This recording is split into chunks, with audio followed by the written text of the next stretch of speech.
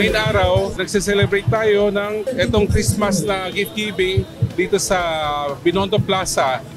Ang buong Manila Chinatown ay sasakupan ng 34 barangays.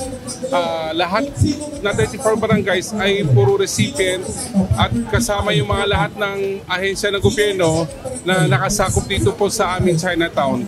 At ang lahat na total na pamigay namin bigas is 7,500 bags na tig 5 kilos sa pamamagitan ng suporta ng ating mga asosasyon at mga kaibigan, mga kumpanya na walang sawa po tumutulong sa ating lahat ng project dito sa Manila Chinatown.